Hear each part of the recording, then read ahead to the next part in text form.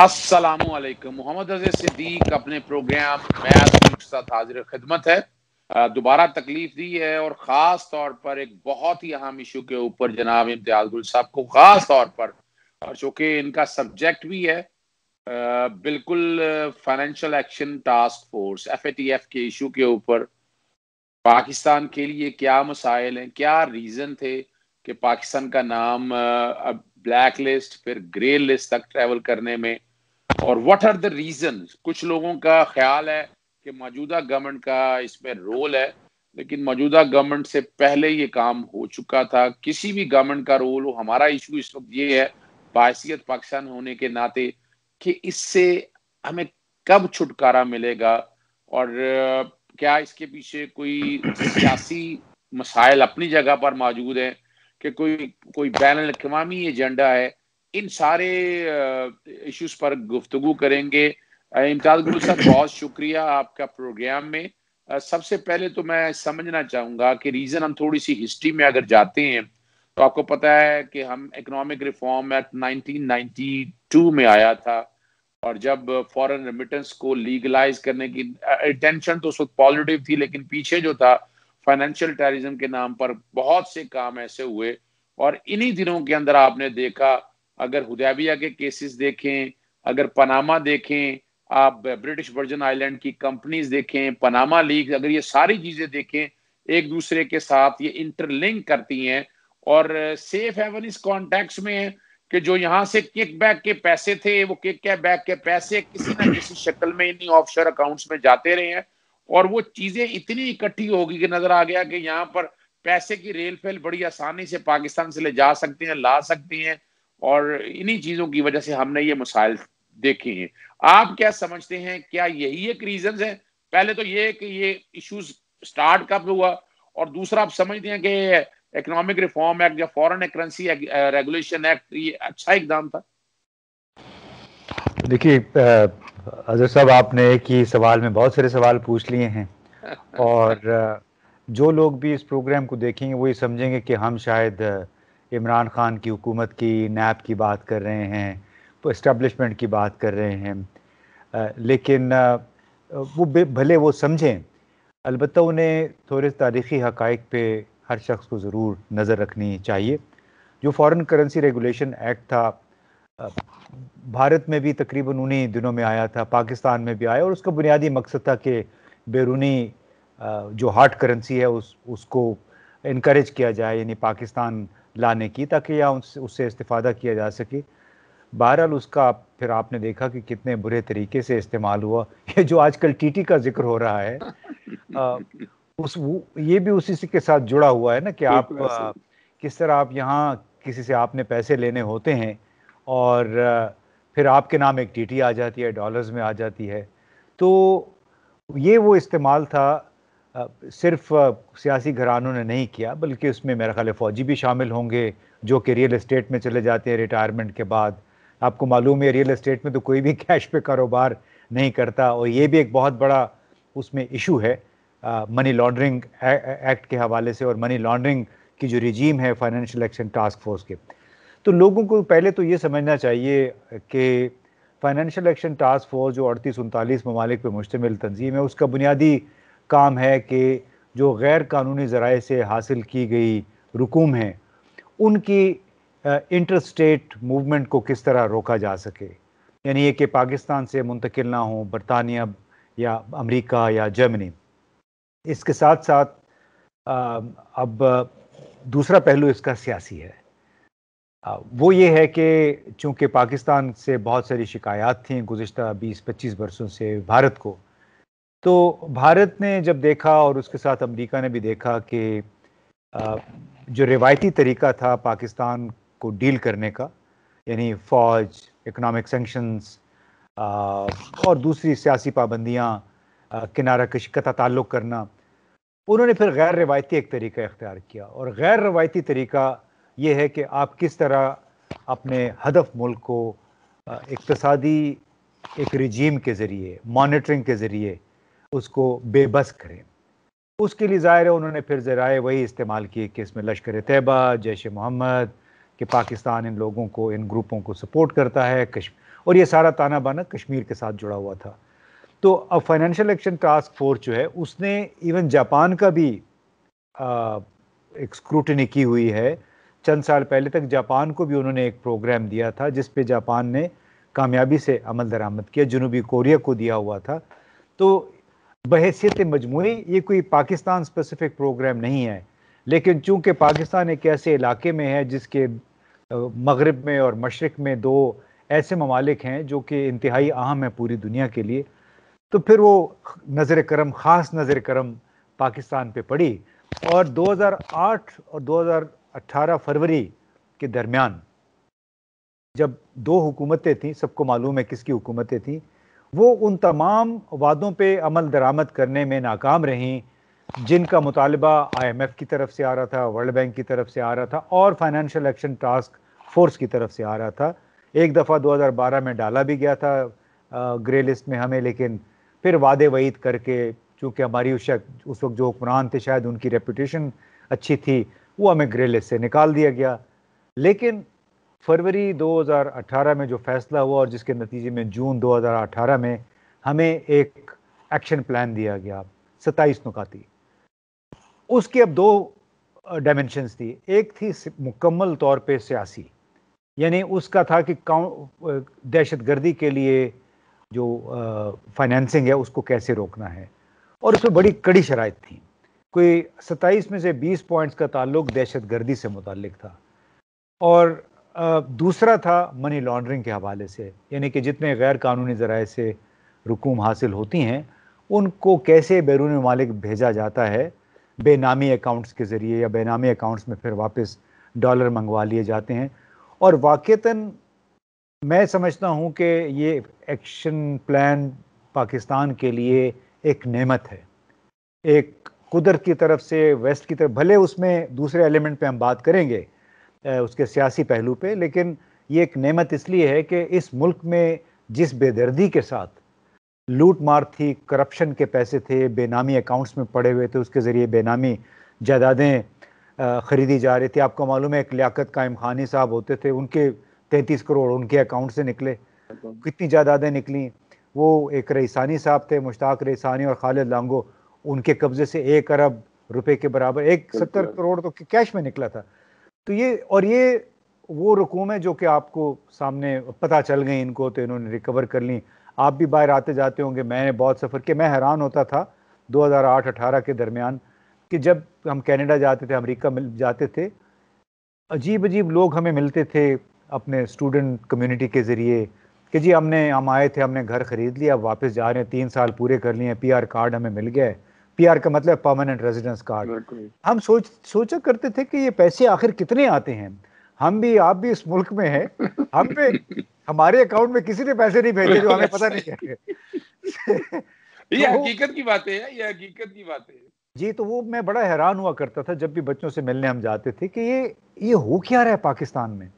تو ایک اور قصہ بھی تھا، پتہ نہیں پہلے ہم نے سنایا نہیں سنا، لیکن یہ ایک جس کو کہتے ہیں نا لیکنگ بکٹ یا بلیک ہول تھا پاکستان کے، جہاں سے جہاں مرضی جس قسم کا کالا براؤن گرے پیسہ ہے آپ اس میں ڈالتے جائیں، کوئی پوچھ گچھ نہیں ہے.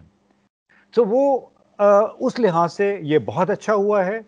اور بلکہ میں آپ کو بتاؤں کہ جو اومنی بینک اور سندھ بینک، سمٹ بینک کے حوالے سے شاید پہلے بھی ہم نے ذکر کیا، اسٹیٹ بینک نے 2015 میں ایک آڈٹ کیا تھا، اور اس میں انہوں نے کہہ دیا تھا کہ انہوں نے اتنی چال بازیاں کی ہوئی ہیں کہ یہ ان کے خلاف ایک چارج شیٹ ہے. وہ اسحاق ڈار صاحب نے رکوا دی. وہ میرا خیال ہے پہلے ہم نے اس کا ذکر کیا تھا. تو اگر اس تمام چیزوں کو سامنے رکھے تو میرا خیال ہے بہت اچھا ہوا ہے پاکستان کے لیے کہ یہ ایکشن پلان آیا. اس کے نتیجے میں ہمارا بینکاری نظام، مالیاتی سسٹم بہت بہتر ہوا ہے. بہت سارے لوپ ہول سے جو کہ پلگ ہو گئے ہیں. اب اس کے سیاسی ڈائمنشن اگر آپ کوئی سوال پوچھنا چاہتے ہیں اسی حوالے سے. اچھا دیکھیں امتیاز صاحب، آپ نے بہت یہ ضروری ہے، انٹلیکچوئل لوگوں کا کام یہ ہے. یہاں کنفیوژن بڑی کریٹ کی ہمارے سیاستدانوں نے، آپس میں لڑے، یہ پالیٹکس کھیلتے ہیں، لیکن اصل میں یہ حقائق بتانا بڑے ضروری ہیں.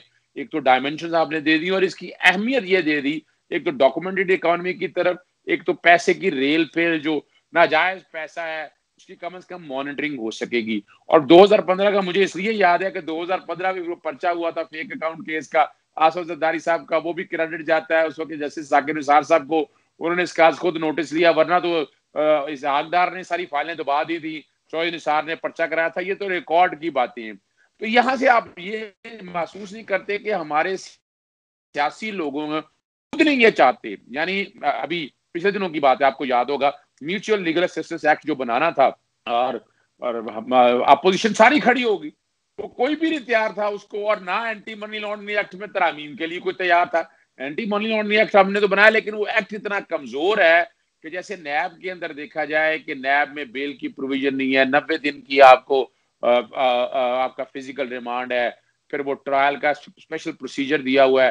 اب اینٹی منی لانڈرنگ ایکٹ کے اندر تو ہے کہ ایک سیشن جج نے دیکھنا ہے اور انہی سارے معاملات کو دیکھنا ہے. یہ میں تیسرے سیکشن میں آپ سے سوال لاؤں گا. سیاسی ڈائمنشن یہ ہے کہ کیا سیاسی جماعتیں, موجودہ گورنمنٹ کو بھی آپ نے شامل, ہم نے اس لیے کرنا ہے کہ یہ پاکستان کا ایشو ہے, یہ کسی سیاسی جماعت کا ایشو نہیں ہے. سیاسی جماعتیں کیوں اس سارے معاملے کو لیگلائز کرنے سے بھاگ رہی ہیں؟ کیا وہ بلیک منی کو وائٹ کرنا چاہتی ہیں, یا وہ خود چاہتی ہیں کہ یہ دروازے کھلے رہیں کہ جس سے انہوں نے ایم این اے, ایم پی اے, یہ لوگوں کو پرچیز کرنا ہے, اپنی ہیج منی یا اپنی پولیٹیکل پارٹیز کو چلانا ہے, یا دوسرا بیرون ملک اثاثے بنانے ہیں انہی پیسوں سے؟ آپ کا اوپینین کیا ہے؟ دیکھیے, پیسے بنانے ابھی ذرا مشکل ہو گیا ہے. جو بنے ہوئے اثاثے ہیں, اب مقصد ان کو بچانا ہے, پوچھ گچھ ان سے خود کو بچانا ہے. کیونکہ آپ کو یاد ہوگا کہ جب بھی یہ نواز شریف اور ان کے گھرانے کے حامی جو لوگ ہیں جو برطانیہ میں رہتے ہیں, انہوں نے اکثر مجھ سے بھی کہا کہ دیکھیں جی, جو کرپشن کے کیسز ہوتے ہیں نا, وہ 10 سال سے پرانے کیس آپ پروسیکیوٹ نہیں کر سکتے, اجازت نہیں ہوتی.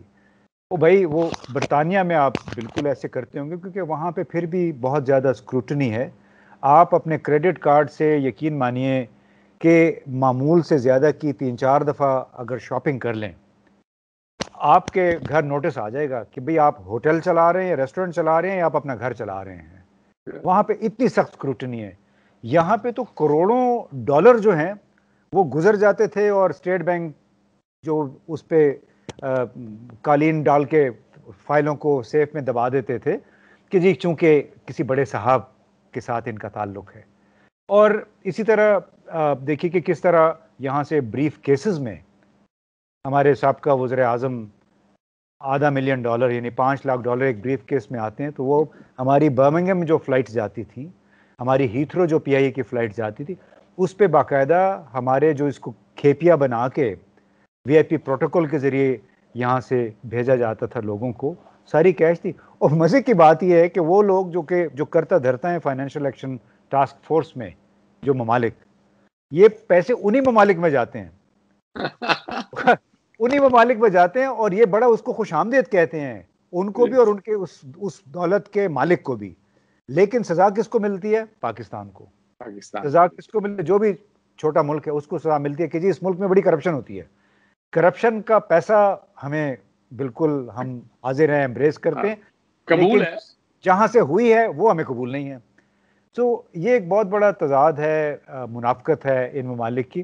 اور دوسرا جو آپ نے بات کی کہ لوگ چاہتے نہیں ہیں, اس میں دیکھیں ہمارے سیاسی کلچر میں بہت سارے اچھے لوگ بھی ہیں, تمام جماعتوں میں اچھے لوگ ہیں. آپ کی طرح ہماری طرح یہ چاہتے ہیں کہ اس ملک میں تبدیلی ہو, غریب کے حق میں تبدیلی ہو, وہ پیسہ جو غریب کے لیے ہے وہ غریب کی فلاح و بہبود پہ خرچ ہو. لیکن زیادہ تر لوگ بہرحال وہ ایسے ہیں کہ ان کو, آج جو میں سن رہا تھا بابر اعوان صاحب بھی تقریر کر رہے تھے پارلیمنٹ میں, تو یہ کہہ رہے تھے کہ یہ لوگ اپوزیشن والے مسلسل یہ کہہ رہے ہیں کہ این ڈی اے میں بند کر دیں, پیپرا بند کر دیں, نیپرا بند کر دیں. اب واللہ عالم ان کے ساتھ کیا مفادات جڑے, یعنی ایک شرائط کے طور پہ, ڈائیلاگ کے لیے شرط کے طور پہ یہ مطالبات آ رہے ہیں. تو بحیثیت مجموعی ایک ایسا کلچر بنا ہوا ہے کہ جس کی جو سٹیٹس کو بن گیا ہے, یہ لوگ اس کو توڑنا نہیں چاہتے, کیونکہ جب یہ ٹوٹے گا تو بہت سارے لوگ گرفت میں آتے ہیں, انہیں خدشہ ہوتا ہے. اور ظاہر ہے آپ کی جو ایک اپنے امپائر, جس امپائر میں آپ رہ رہے ہیں, امپائر سے میری مراد ہے جو سٹیٹس کو کے جتنے عمراء ہیں دونوں طرف سے, چاہے وہ پنڈی والے ہیں, چاہے اسلام آباد والے, چاہے کراچی والے ہیں, وہ کسی نہ کسی صورت میں ان کے نام سامنے آتے ہیں. تو کوئی بھی یہ نہیں چاہتا کہ ان کی سبکی ہو. اس لیے جو پولیٹیکل ول ہے وہ میں سمجھتا ہوں ابھی بھی کمزور ہے. لیکن اس دور میں جتنی قانون سازی ہوئی، آپ کو معلوم ہے کہ ہمارے پاس صرف ایک اینٹی ٹیررسٹ ایکٹ تھا، اس میں 13-14 مین کلازز تھیں. اس ایکٹ کے ارد گرد رہتے ہوئے 2012-13 سے آپ کو معلوم ہوگا کتنی زیادہ ترامیم ہوئی ہیں. اور وہ ترامیم بھی مجھے بھی یاد ہے کہ جب پیپلز پارٹی کی گورنمنٹ کا جو آخری مہینے تھے اس دور میں بھی ایسی ترامیم ہوئی کہ اگر ترمیم نہ ہوتی تو اس وقت شاید بلیک لسٹ کے لیے ہمارا نام جا چکا ہوتا. وہ بڑی مشکل سے پنڈی والوں نے زور ڈال کے ان سے کہا کہ خدا کے لیے اس کنونشن کو ریٹیفائی کریں اس پہ، اور وہ پھر پارلیمنٹ سے، قومی اسمبلی سے وہ قانون پاس ہوا، جس کی وجہ سے وہ خطرہ ٹل گیا کہ ہمیں فائنینشیل ایکشن ٹاسک فورس دوبارہ اس طرف لے جاتی. اچھا، میں اب آخری حصے کی طرف میں جو آپ سے چاہ رہا ہوں، جو بات آپ نے انڈائریکٹ طریقے سے کہہ دی ہے، میں نے وہ بات وہ بڑی براہ راست ڈائریکٹ طریقے سے کہ یہ جتنے ایف اے ٹی ایف کے ممالک میں چلانے والے لوگ ہیں، یہ تقریباً سارے ممالک سیف ہیون ہیں کرپٹ لوگوں کے لیے. جو ڈرگز کا پیسہ جاتا ہے، جو بلیک منی جاتا ہے، آپ نے بڑے زبردست لفظوں میں کہا وہ ان کو ویلکم بھی کرتے ہیں، حالانکہ وہ پراپرٹیز وہاں پرچیز بھی کرتے ہیں، اور اپنے لوگوں کی تو اسکروٹنی بڑی ٹائٹ ہوتی ہے لیکن یہ جب پیسہ آ رہا ہوتا ہے، انویسٹمنٹ آ رہی ہوتی ہے، وہ چاہے کوئی ملک لے لیں، سب سے پہلے سیف ہیون یا سوئٹزرلینڈ، سوئس بینکوں میں آج بھی پاکستانی جو بلیک منی ہے وہ سارا پڑا ہوا ہے. اس کے بعد یہ بی وی آئی کمپنی بنا دی ہیں آپ نے، پاناما کی شکل میں، آپ نے یہ ساری جو جتنی یہ کمپنیاں آف شور کمپنیاں بنی، سیف ہیون ان کے لیے ہو گئے. اور یہ گورنمنٹ جو ہیں جو چاہتی ہیں، اور یہ اچھا ہے، بڑا زبردست ہے، اس پہ عمل درآمد ہونا چاہیے، لیکن یہ والا کارنر آج بھی انہوں نے کور نہیں کیا. وہ ٹھیک ہے پیسے بچانے کے حوالے سے، میں مثال دے دیتا ہوں. ابھی ہمارے ہاں کئی ایسے کیسز ہیں جو چل رہے ہیں کہ جو ان کی پراپرٹیز جو ہیں، میں نواز شریف کی لے لوں اور ایک جج صاحب کی اپنی مسز کے حوالے سے لے لوں، وہ پراپرٹیز وہاں پرچیز ہیں، یا پاکستان کے اندر کوئی سالڈ سورس نہیں ہے، لیکن ان ممالک نے اس کانٹیکس میں اس سیف ہیون سے بچانے کے لیے، تاکہ ایسے لوگ اگر پیسہ لے کر بھی جائیں، انہوں نے کوئی یا پازیٹیو نیشنل کرائم ایجنسی اگر انگلینڈ کی دیکھے تو وہ خاموش تماشا ہی بیٹھی ہوئی ہے. وہ ٹھیک ہے کچھ ایشوز میں انہوں نے معاملات کو اٹھایا، لیکن انہوں نے سیریسلی اس معاملے کو سوچا نہیں. کہ وہ تو کہتے ہیں پیسہ آ گیا، کل انہی کے ملک میں انویسٹمنٹ ہو رہی ہے، جب بھاگا جائے گا وہ پراپرٹیز ان کے پاس آئے گی، پیسہ سارا ان کے پاس آئے گا. تو یہ آپ یہ سمجھ رہے یہ دوہرا معیار ہے، یہ تضاد ہے ان ساری باتوں میں. نہیں دیکھیے، جو دوہرا معیار تو کھلم کھلا ہے نا، کہ جب آپ کے سامنے، بلکہ برطانیہ میں تو 3-4 سال پہلے ایک ان ایکسپلینڈ ایسٹ ریکوری کا میرے خیال ہے کچھ اس قسم کا ایک نیا قانون بھی آیا تھا کہ اس کے تحت آپ ان سے انکوائری کر سکتے ہیں. لیکن انکوائری اگر آپ کریں گے تو اس کے ساتھ بہت سارے تانے بانے جڑے ہوتے ہیں. اتنی آسانی آپ کو معلوم ہے نا کہ سابقہ وزیر اعظم یا سربراہان حکومت یا سربراہان مملکت کو پولیٹیکلی ایکسپوز پرسن کہا جاتا ہے، یعنی وہ کہ سیاسی طور پہ وہ بڑے ان کے ساتھ رسک جڑے ہوتے ہیں. تو ہمارے سابق وزیر اعظم بھی پولیٹیکلی ایکسپوز پرسن ہیں، تو ان کے لیے بڑی آسانی سے وہ کلاز ان پہ لاگو ہوتی ہے، لہٰذا اس حوالے سے وہ بات نہیں کریں گے.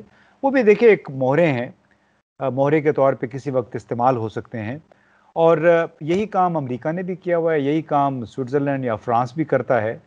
اور بدقسمتی ہماری یہی ہے کہ ہم اب دیکھیں نا، جب وہ آپ بات کرتے ہیں کہ اگر سیاسی ارادہ آ جائے، سب لوگ اس پہ راضی ہو جائیں، تو پھر تو بڑے یہ بھی پوچھا جائے گا کہ دبئی میں ملک ریاض کے محل کے ساتھ دوسرا محل کس کا ہے؟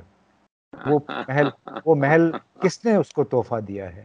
پھر وہ لاہور میں جو ہے وہ بھی پوچھا جائے گا. پھر جو پیرس میں ایک بہت بڑا محل تھا، پتہ نہیں وہ بیچ دیا نہیں بیچا وہ. سو یہ ایک ہمارے لیے بڑی بدقسمتی ہے کہ یہاں سے لوگ پیسے ویسے بنا کے پھر باہر پارک کر دیتے ہیں.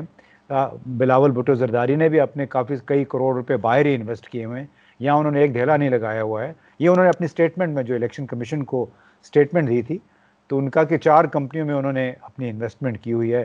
اب دیکھیے حب الوطنی کا، ایمانداری کا سبق وہ ہمیں یہاں دیتے ہیں، پیسے اپنے انہوں نے باہر رکھے ہوئے ہیں.